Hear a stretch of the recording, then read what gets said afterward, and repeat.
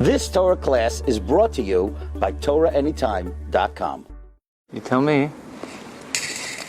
We have a shidduch? Okay, so now we're at one of the most historic sites here in Frankfurt.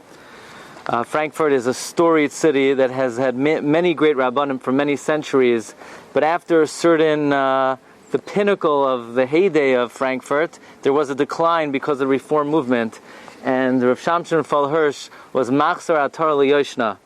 Now, Rav Shamshon Rafael Hirsch lived from 1808 to 1888.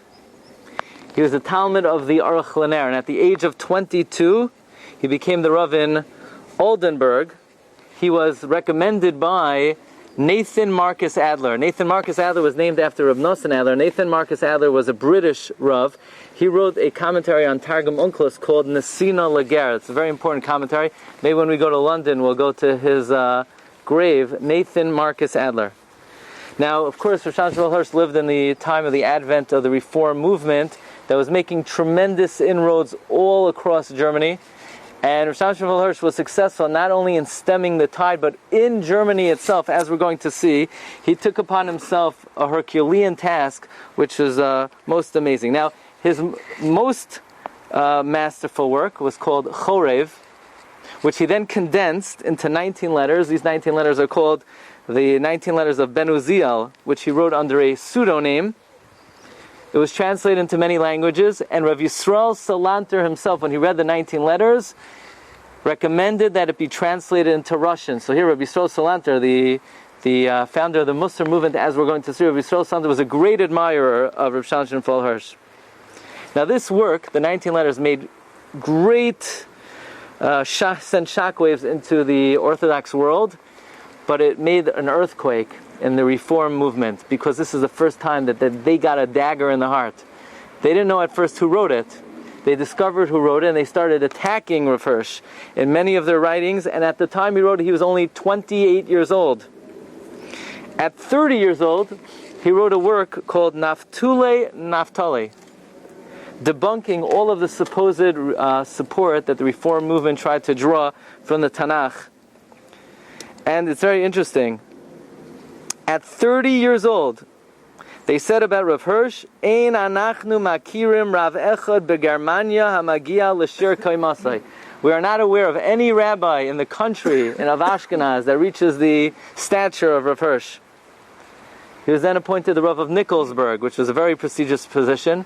And at his hachtara, he broke out crying.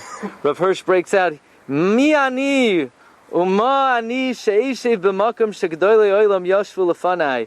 He realized in his humility, who is he to sit on the throne of all the great giants who were Rabbanim here in Ashkenaz. So I want to read to you a small excerpt, the words of Rabbi Zechariah Fendel about Rav Shamshon Rafael Hirsch.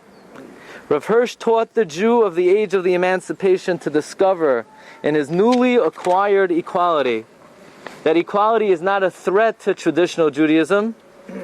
It is not a threat which might impel him to repudiate traditional Torah values, but an opportunity to achieve fullness of expression within the context of authentic Torah values. 1851 was the watershed moment in the life of Rav Hirsch. He is at the time the chief rabbi of Moravia and the Austrian Cilicia. He's the Rav of 68,000 Yidden. Yeah, 68,000 Yidden.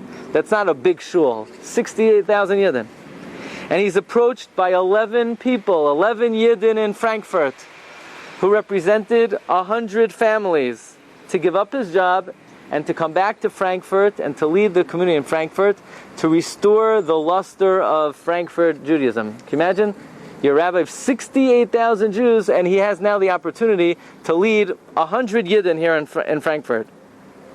And he took the challenge upon himself. In the heartland of the Reform movement, Rav Hirsch came in, he gave up the job, and he came in and he led the community of Frankfurt with his methodology of Torah and Derech Eretz. And this community in Frankfurt was the model community in the Jewish world. They say a story, there was a Gevir here in Frankfurt named Yosef Hirsch HaGevir. In 1871, when Yosef Hirsch HaGevir was about to pass on, he said that at his tahara, he wants the water at his tahara to be heated up by burning up the shtarei chayvos that he has to all the aniyim in the city. They're going to burn up all the shtarei chayvos and use that to heat up the water for his tahara. This was a yid in the community in Frankfurt. Rav Hirsch received quarterly earnings. So in the last quarter of his life, he realized he was not going to live out the quarter. Before he died, he returned to the Kehillah the last paycheck. He said, I'm not going to live out the quarter. I'm not taking the money. Rabbi Yisrael Salanter said about Rav Hirsch that he's Mekane, the Olam Haba of Rav Shamshon, Rafael Hirsch, because he was machzir so many nefashos le'avinu shabashamayim. He wrote an exhaustive commentary on the Chumash, on Tehillim, on the Siddur, essays on Mishlei, and of course, collective writings. If I could read you one comment that was written about Rav Hirsch from the Sefer Tikkun Shloimeh. Rav Hirsch was Mekudosh Lashem, sanctified to God. Ulashmiras mitzvaysav b'chol koichai v'sichlai. Me'olam lo haya olav moira basar v'dam. He never feared the flesh and blood. Kiyim moiroi yisparach shemai kol yamav. He only feared the Rebbeinu Shalom. That was Rav Hirsch.